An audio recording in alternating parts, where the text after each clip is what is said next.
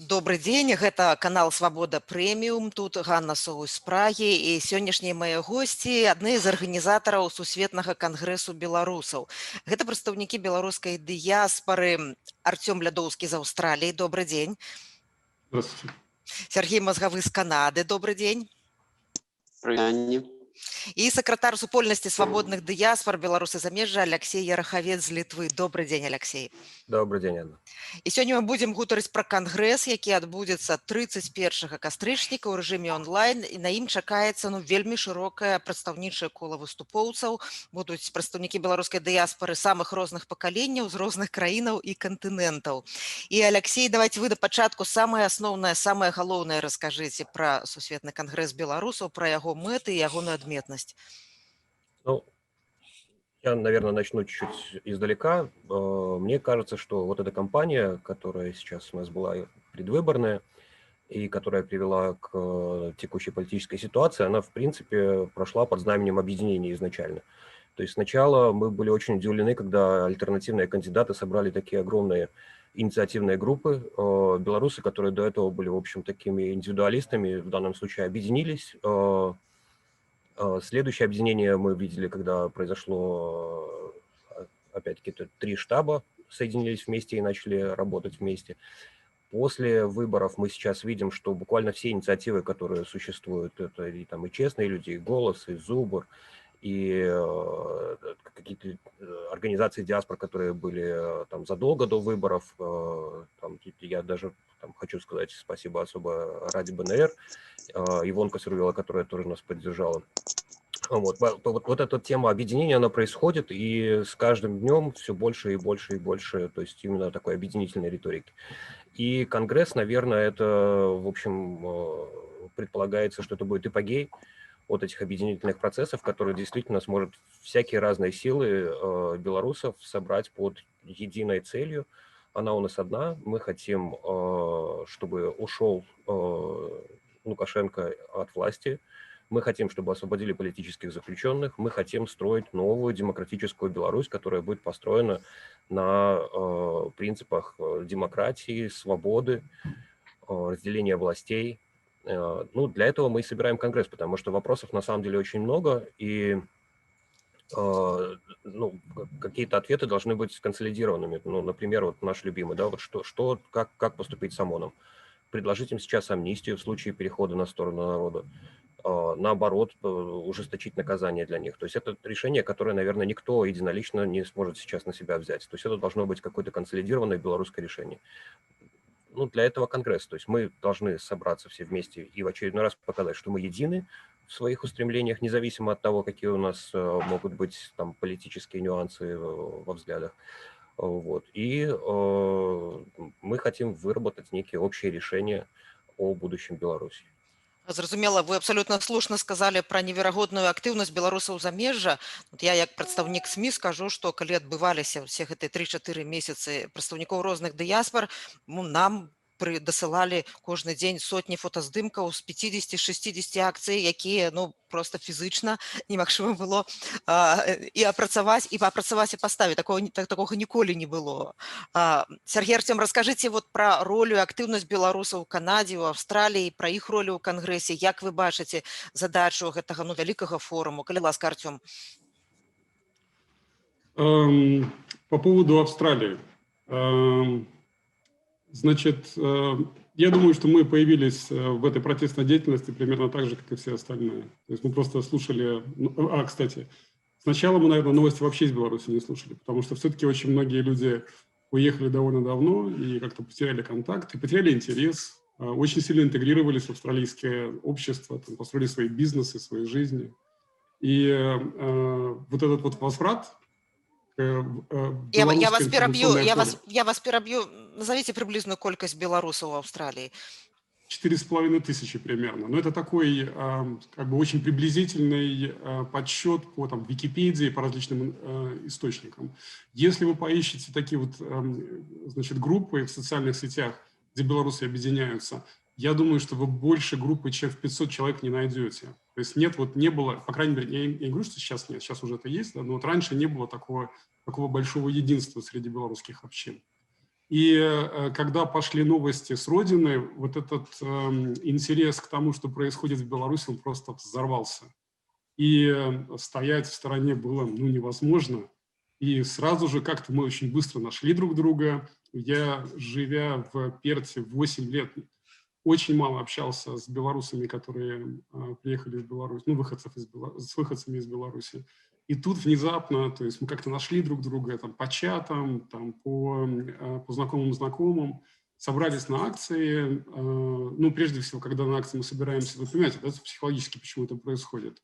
То есть когда вот невозможно это внутри держать, нужно с кем-то проговорить, нужно там смотреть кому-то в глаза и сказать: слушай, что происходит? Что мы можем сделать по этому поводу? И вот эти наши встречи, эти наши небольшие такие community gatherings, они как раз и были направлены на это, чтобы мы встретились, посмотрели друг на друга, поделились своей там болью, переживаниями, и, собственно, мы это и сделали. Вот. А то, что происходит сейчас, я бы назвал, наверное, таким социологическим чудом, потому что я такого никогда в своей жизни не видел, когда люди сначала потерянные, сначала начинают задавать себе вопрос: ой, а что могу я сделать? Что могу сделать именно я? Потом: а давай сделаем вместе. А потом: слушай, я знаю вот этих вот еще ребят, давай сделаем вместе с ними. А потом мы так связываемся, уже начинаем связываться с странами, потом несколькими странами, а потом давайте все прыгнем на Zoom. И у нас оказывается 40 человек вместе. Мы начинаем планировать сложнейший проект вместе, сложнейший проект с уровнями, там, с большим количеством задач, требующие многих компетенций, там какие-то скиллсеты нужны обязательно, требующие инфраструктуры, то есть надо там поднимать сервера, строить какие-то коммуникационные системы, там, делать формы, там, собирать данные. И когда начинаешь смотреть уже назад, что мы успели сделать вот за там 2, 3, 4 недели, начинаешь понимать, что это сотни и тысячи человек и часов единого порыва. Я так разумею, что это вот упершыню ваша такая громадская белорусская активность теперь з'явилась. Моя, да. Я никогда этим не занимался раньше. В отличие от Леши и Сергея, я такой... У меня все из сердца идет. Дякую. Мы яшчэ паговорым про гэта. Сергей, у Канадзе найстарэйшая беларуская дыяспара, там жыве кіраўніца беларускага сімвалічнага ўраду выгнання Івонка Сурвіла. Якая роль беларусаў Канады цяпер вот у гэтым кангрэсе? Вы ведаеце, так здарылася, што я жыву вельмі, я бы сказал, побач. Калі мы бярэм разам усю вялікую краіну, то я жыву побач з Івонкай Сурвілай, я сустракаюся нават кожны тыдзень.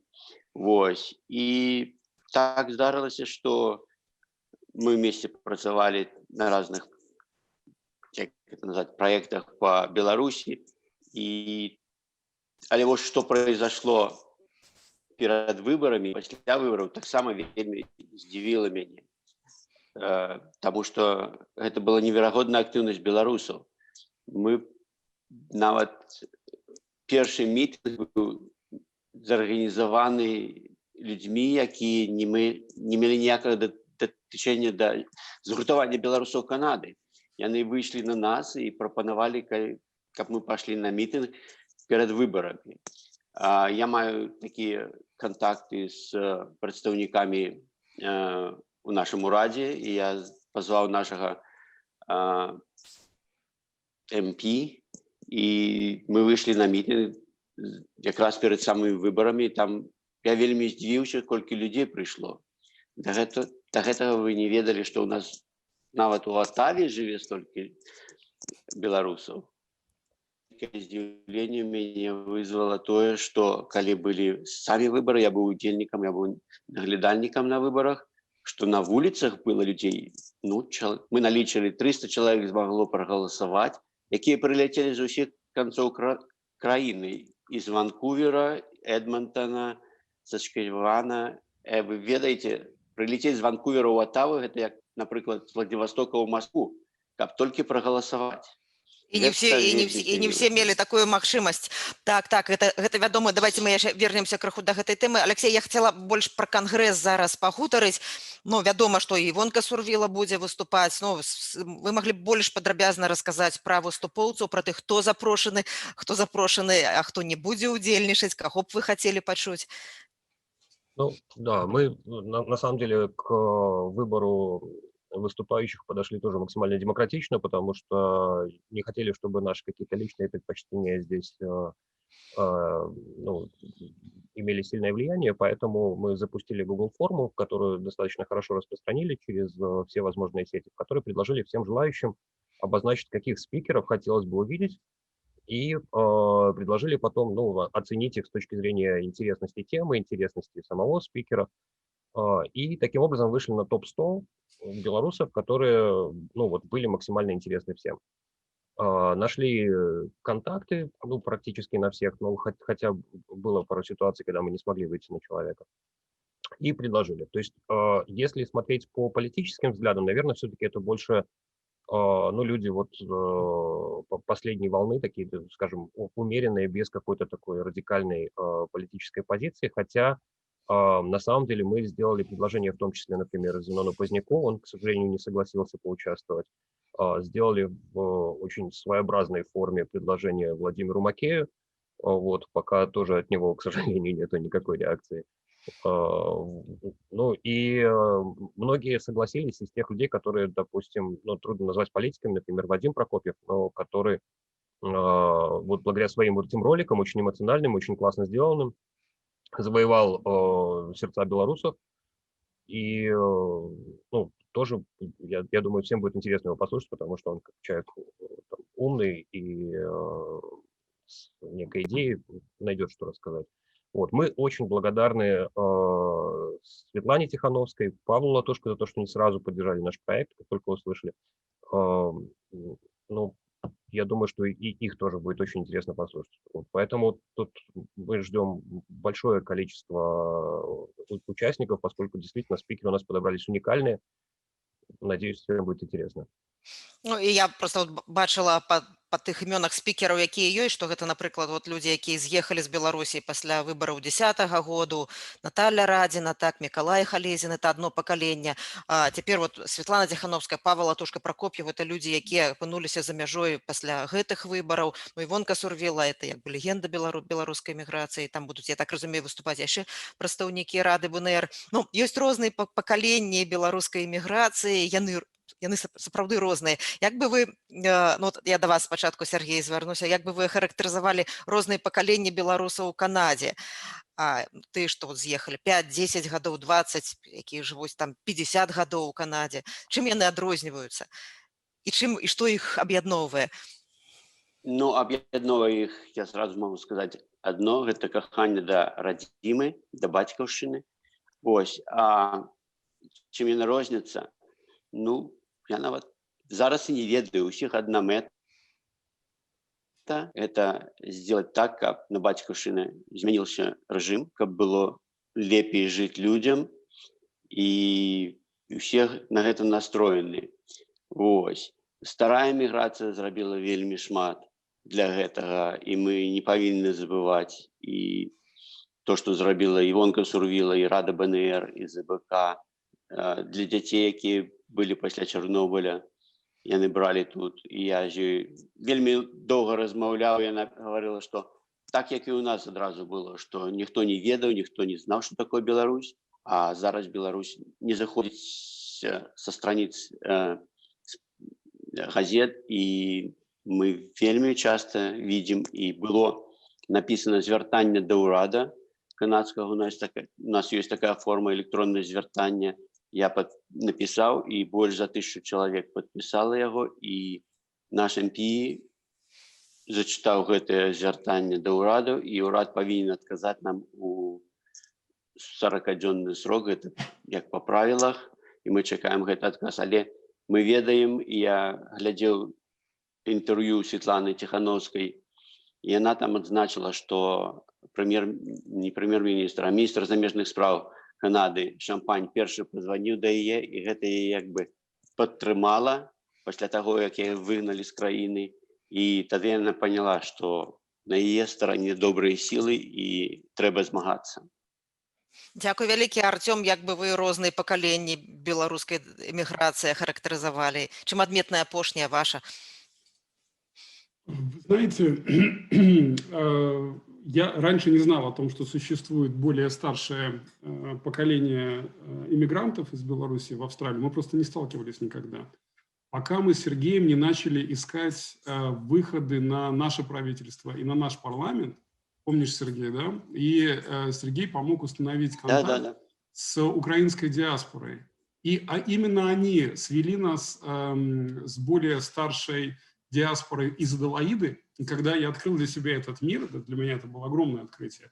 Очаровательные люди, просто невероятные. Там руководитель этой диаспоры, ну не руководитель, лидер этой диаспоры Соня Рубаха. Она родилась и выросла в Австралии, но ее отец эмигрировал из Беларуси. Они создали белорусскую автокефальную ортодоксальную церковь, православную церковь. И БАУК называется. И вот эта небольшая такая белорусская община живет вот рядом с этой церковью и строит свою культурную жизнь и свои интеракции вот между собой. И я познакомился с этими людьми, и у них было столько огня, и было столько желания помочь Беларуси, и они сделали совершенно невероятную вот эту акцию женщин, в поддержку женщин в протесте в белорусском. У них одна из участниц их сообщества читала потрясающие совершенно стихи на белорусском языке. Я думаю, что вы наверняка должны были видеть эти фотографии. Они сделали видео очаровательно, мы тоже выкладывали в социальные сети. Сейчас мы поддерживаем наши отношения на ежедневном уровне. То есть ежедневно мы обмениваемся смс-ками, имейлами и спрашиваем, ну как мы участвуем вместе во всех этих акциях, вместе готовим письма в парламент, вместе работаем с DFAT, это Department of Foreign Affairs and Trade, МИД местный, австралийский. Вместе работаем сейчас по программе экономического давления на белорусские предприятия. То есть выверяем письма, находим компании, которые закупают или участвуют в торговом партнерстве с белорусскими предприятиями для того, чтобы оказывать на них давление вот по этой программе в рамках нашей группы. Вот, и что сказать по поводу различия? Я не знаю, вы знаете, я различия не замечаю. Наверное, это когда есть вот то же самое, что сказал Сергей, то есть когда есть общая цель, общее желание помочь Родине, общая вот эта вот боль в сердце, оно стирает абсолютно все различия. Их просто не замечаю. Абсолютно слушна. У меня пытанне да Алексея. Ну, вядома, беларускай эміграцыі гісторыя налічвае шмат гадоў. Вот калі у СМІ з'явіліся першыя публікацыі пра кангрэс, кароткія проста, некаторыя прадстаўнікі міграцыі выказалі папрокі такі ў неафіцтве, ну што не згадана пра шматгадовую дзейнасць дыяспары, у тым ліку пра маштабныя з'езды беларусаў свету. Як бы вы, Алексей, адказалі на такія папрокі, і чым прынцыпова кангрэс адрозніваецца вот ад згаданых з'ездаў? Ну, во-первых, мне кажется, что упреки эти довольно несправедливые, потому что мы нигде не говорим о том, что белорусская диаспора появилась только сейчас, раньше ее не было. Наоборот, мы с великим почтением относимся к тем людям, которые раньше объединяли белорусов. Это там, и та волна иммиграции, которая самая первая после уничтожения БНР, и та волна, которая после Второй мировой войны произошла. Мы, на самом деле, были бы счастливы максимально интегрироваться вот с этими людьми и вместе идти дальше. Вот. Нам любая разъединительная риторика крайне не близка. И, конечно, мы не претендуем на то, что мы первый конгресс белорусов, потому что в 90-е годы был конгресс, который вживую проходил в Минске. Но мы, наверное, первый онлайн-конгресс. Мы первый конгресс, который вот таким образом позволяет вовлечь белорусов всего мира. Мы, наверное, первый конгресс, вот, который в таком формате проходит 26 часов, то есть целые сутки по минскому времени, с 0 часов до 2 часов 1 ноября он будет продолжаться, он будет включать 3 таких, получается, основных блока. Это Австралия, Океания, Дальний Восток, после этого европейская часть, после этого американская часть. Они плавно перетекают друг в друга, и мы побеспокоились о том, чтобы, в общем, все темы были раскрыты для всех time zones. Поэтому, еще раз, если кто-то видит в нас хоть какой-то элемент разъединительной риторики или какого-то неуважения к старым диаспорам, мы, во-первых, извиняемся, если вдруг какие-то слова позволили так думать, А во-вторых, хотим заверить, что мы только за объединительную риторику сейчас и с большим уважением приглашаем к себе представителей старых диаспор, потому чтобы на равных вместе искать пути для дальнейшего развития Беларуси. Артем, Сергей, ці ёсць вам што дадаць да адказу Алексея? Я бы Я додал не такое, знаю. пробачьте. Сергей, да. Я бы додал такое, что первым нашим кроком, когда мы стали размовлять про прогресс, мы запросили Бацькаўшчыну, яка организация была зроблена у 93-м годзе, калі адбыўся першы кангрэс. Нават не першы кангрэс, а першы кангрэс незалежнай Беларусі, тому что мы размаўлялі з Івонкай, яна сказала, што першы рэальны кангрэс беларусаў замежжа адбыўся ў 49-м годзе, дзе ей было 12 гадоў, яна пазнаёмілася са сваім будучым мужам. Вось, неяк так. І мы не прэтэндуем, як сказаў Алексей, што мы першыя. Гэта мы сразу абгаварылі і з Бацькаўшчынай. Это не чарговы Бацькаўшчыны кангрэс, гэта надзвычайны кангрэс, які вызваны абставінамі, якія здарыліся на радзіме і аб'ядналі нас, і мы патрабуем абсудзіць гэта ўсё, абмеркаваць і выдаць нейкі рэзультат. Вось, Артём. Да, я про никакие различия даже и не знаю, поэтому, не вижу никаких различий. Как я уже сказал, мы работаем все вместе, и вот эта вот разница между друг другом поколенческая я даже не замечаю. Поэтому я не думаю, что там нужно какие-то барьеры между нами чертить. Я думаю, что это несправедливое суждение. Да. И я еще добавлю к тому, что сказал Леша и Сергей. Понимаете, когда делаешь какое-то событие, очень важно, чтобы к нему привлечь максимальное внимание со стороны средств массовой информации. Ведь мы же все-таки работаем, и еще у нас такая одна из целей нашей деятельности есть, это чтобы Беларусь ни в коем случае не сходила ни с каких повесток, чтобы всегда была в повестке политической, социальной, чтобы всегда люди говорили о Беларуси, потому что за счет того, что весь мир смотрит на Беларусь, вот эти страшные люди в черной униформе скованы в своей свободе, то есть они не могут приступить определенную черту. Поэтому мы очень сильно работаем над этим. И поэтому, конечно же, добавить слово «первый онлайн-конгресс» – это немножко элемент промо, да, то есть для того, чтобы людей вроде вас заинтересовать этим, чтобы вот получилось такое интервью, чтобы еще больше людей об этом узнало и, соответственно, еще больше людей говорило о Беларуси. Понимаете, вот для этого. Дякую вялікі. У мяне апошняе пытанне. Мікалай Халезін, які будзе 31-го выступаць на кангрэсе. У інтэрв'ю яшчэ да таго, як было галасаванне 9 жніўня, казаў мне, што мы задумаліся не тое, што пра вяртанне, але мы рэальна ўжо разглядаем праекты, якія мы будзем рабіць у Новай Беларусі.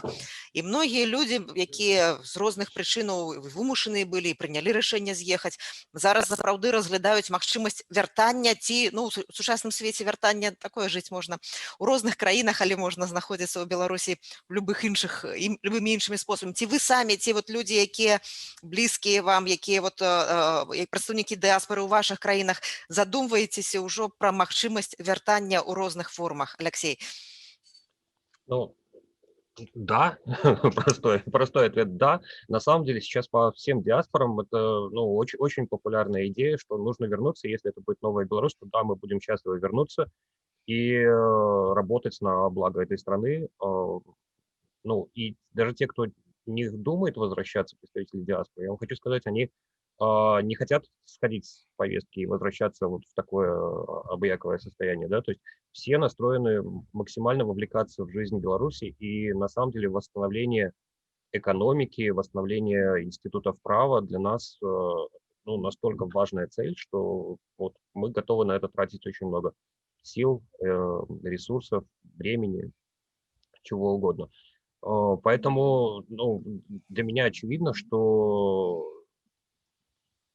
я думаю, что 60-70% вот люди, которые настроены вернуться, может быть, там не в первые дни, но чуть позже. И знаете, как мы здесь шутим, когда общаемся с людьми из разных стран, и там уже со многими стали друзьями, но ни разу не виделись, то есть мы всегда говорим, что ничего, скоро встретимся на инаугурации. Сергей, калі ласка. Я могу сказать, что у нас отбывается нават у моей хате. калі мы раней размаўлялі з маёй жонкай, яна гаварыла, вось трэба купіць якое-нибудь жыллё ў Мінску ці ў Беларусі. Я сказаў, не, мы не будзем туды вяртацца зараз. А зараз нават яна была здзіўлена, калі я сказаў, што калі зыдзе Лукашенко, то мы будзем разглядаць гэта пытанне. Вось. І я ведаю, што і везде плануюць нешта зрабіць для Беларусі. А нават зараз з гэтымі тэхналогіямі вы бачыце, што ўтвараецца. Можна працаваць з дому, можна працаваць з другой краіны і заўсёды дапамагаць радзіме. Гэта правда, Артём?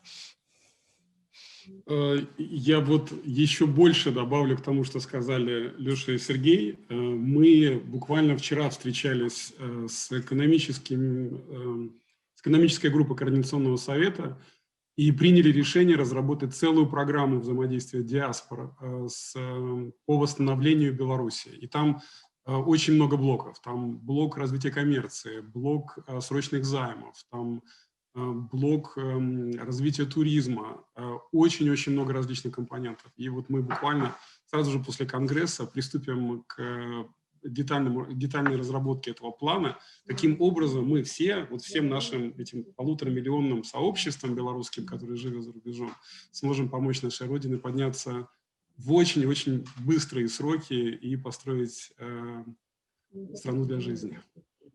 Дзякуй вялікі. Гэта былі арганізатары Усесветнага кангрэсу беларусаў, які мае адбыцца 31 кастрычніка. Артём Лядоўскі з Аўстраліі, Сергей Мазгавы з Канады, Алексей Ярахавец з Літвы. Дзякуй вам вялікі. Будзем сачыць за тым, як будзе праходзіць кангрэс. Усяго найлепшага. Гэта быў канал Свабода Прэміум. Падпісвайцеся. Спасибо. Дякую. Дякую, Ганна.